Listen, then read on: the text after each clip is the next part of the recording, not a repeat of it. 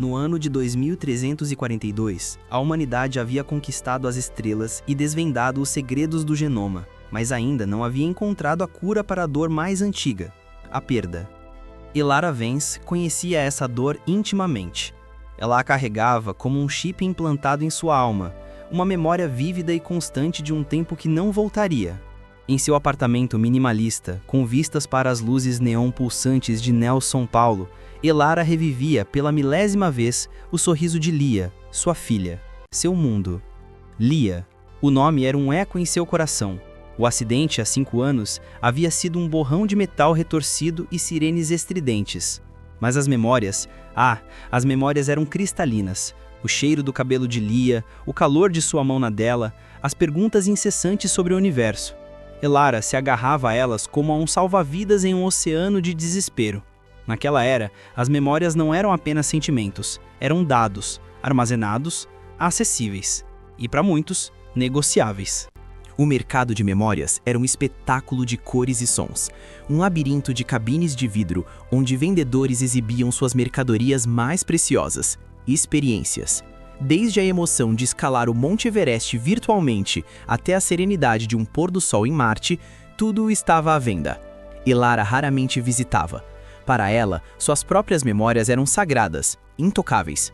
Mas hoje, uma curiosidade mórbida a havia puxado para aquele lugar de comércio de almas. Ela observava uma jovem rindo histericamente ao vivenciar uma memória de férias tropicais. Para ela, era uma farsa.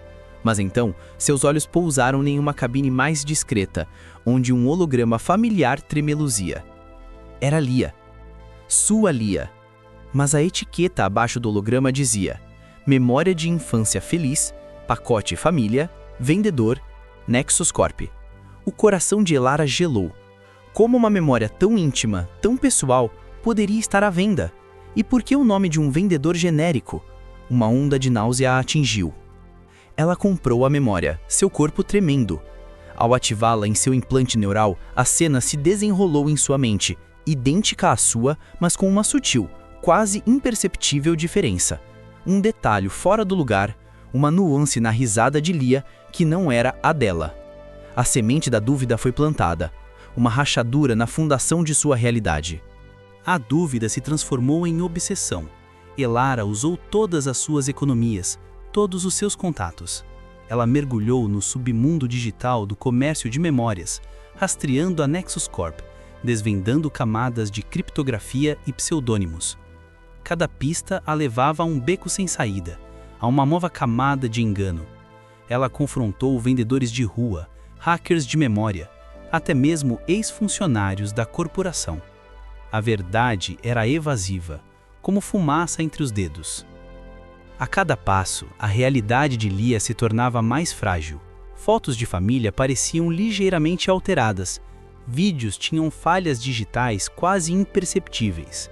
As memórias que ela tanto prezava começaram a se desintegrar sob o escrutínio. A dor da perda foi substituída por um terror frio. E se Lia nunca tivesse existido? E se toda a sua vida, seu amor, seu luto fossem uma construção? A busca de Elara a levou, finalmente, ao Dr. Harris Thorne, um nome sussurrado nos cantos mais sombrios do mercado de memórias. Um gênio recluso, o verdadeiro arquiteto por trás da Nexus Corp e de inúmeras outras empresas de fachada. Elara o encontrou em um laboratório subterrâneo, um santuário de tecnologia e segredos, onde a própria realidade era forjada. Dr. Thorne, eu quero a verdade sobre Lia, sobre as minhas memórias.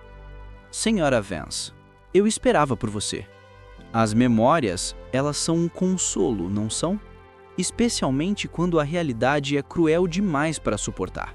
Thorne revelou a verdade, uma verdade mais devastadora do que qualquer coisa que Elara pudesse ter imaginado. O programa não era para vender memórias, mas para criá-las. Um projeto secreto, financiado por governos e corporações. Elara, com a alma em frangalhos, não se permitiu desmoronar. A dor da verdade era excruciante, mas a raiva, a fúria pela manipulação, acendeu uma chama em seu interior. Ela não seria mais uma vítima silenciosa. Ela exigiria respostas, não apenas para si, mas para todos aqueles que, como ela, poderiam estar vivendo uma vida de mentiras. Elara retornou ao laboratório de Thorn, não mais como uma suplicante, mas como uma acusadora. Você brincou com a vida das pessoas, Thorn, com a dor delas, com a própria essência da realidade. Eu não brinquei, Sra. Vance. Eu ofereci consolo. Em um mundo onde a perda é inevitável e a dor insuportável para muitos, o projeto Éden, como o chamamos, foi uma tentativa de aliviar o sofrimento. Criamos memórias de entes queridos perfeitos, sem falhas, sem a dor da doença ou do adeus. Milhões de pessoas encontraram paz, encontraram um propósito para continuar, acreditando que seus amados ainda viviam em suas mentes. A justificativa de Thorn era fria, calculista, mas Elara podia ver a sombra de uma convicção distorcida em seus olhos. Ele acreditava estar fazendo bem, moldando a realidade para o bem-estar coletivo, mesmo que isso significasse destruir a verdade individual. A sociedade, em sua busca incessante por felicidade e ausência de dor, havia permitido que a linha entre o real e o fabricado se dissolvesse. O mercado de memórias falsas era apenas a ponta do iceberg de uma manipulação muito maior. Dias se passaram, e Elara se isolou, processando a avalanche de informações. A imagem de Lia, antes um farol de amor e dor, agora era um fantasma, uma construção. Ela poderia tentar expor Thorn, lutar contra o sistema que permitia tal engano. Mas qual seria o custo? Destruir a paz de milhões que viviam suas ilusões? Ou ela poderia, de alguma forma, aceitar essa nova e brutal realidade? A escolha de Elara não era entre o certo e o errado, mas entre a verdade dolorosa e a ilusão reconfortante. Ela havia perdido Lia 2 vezes, uma para o acidente, outra para a verdade. Mas ao perder a ilusão, ela encontrou algo mais, encontrou a si mesma, despojada de mentiras, pronta para enfrentar a realidade, por mais dura que fosse. A memória de Lia, embora fabricada, havia moldado quem ela era. O amor que sentiu, a dor que a consumiu, tudo isso era real para ela. E isso, ela percebeu, era o que importava. Elara Vance não expôs o projeto Éden. Ela entendeu que a verdade, por vezes, é um fardo pesado demais para ser imposto.